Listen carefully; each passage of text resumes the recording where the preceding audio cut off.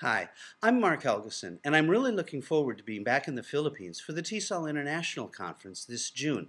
I'll be talking about a number of topics, but my main topic will be English language teaching and the science of happiness, positive psychology in the language classroom. Ask, what's positive psychology got to do with English teaching? Well, it can have a lot. We know from research that happy students learn more, they work longer at tasks, and they approach those tasks with more enthusiasm. And all of those, as teachers, we know are good things. Now, what's important is when students are happy, when anyone's happy, the brains are filling up with positive neurotransmitters, dopamine, endorphin, serotonin, and those are neurotransmitters, brain chemicals that help with memory, help with motivation, help with learning. Happy students learn more. Sonia Lubomirsky of the University of California, Riverside has identified 8 behaviors of happy, mentally healthy people. Happy people remember good things, take the time to say thank you, do kind things, take time for friends and family, learn to forgive, they stay healthy, they notice good things as they happen, and they learn to deal with problems. And when I first came across Lubomirsky's list, what struck me was as English teachers, we're doing a lot of this anyway. I mean, remember good things. Remember, that's grammar.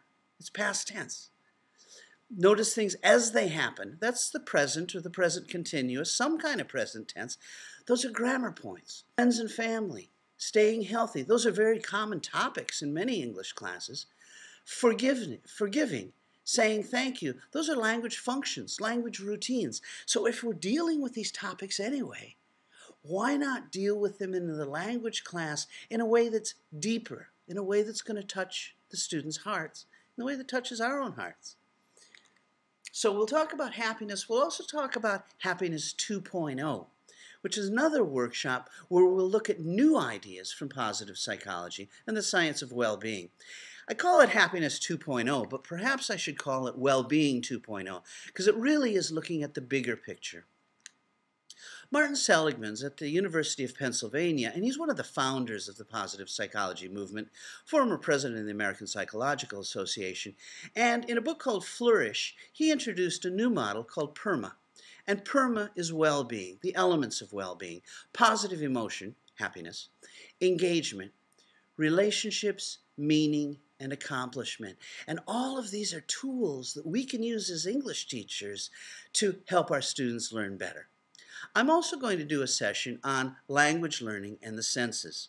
Barring a handicap, we all have the 5 senses.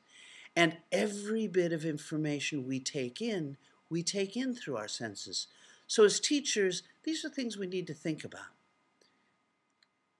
I'll also do a session on do-it-yourself neuro-ELT, brain science for the English classroom, specifically making your textbook more brain-friendly. So we're going to cover a lot, and I know it's going to be a great conference, and I'm looking forward to seeing you in June, and I hope you and your students and your teaching will flourish. See you in June.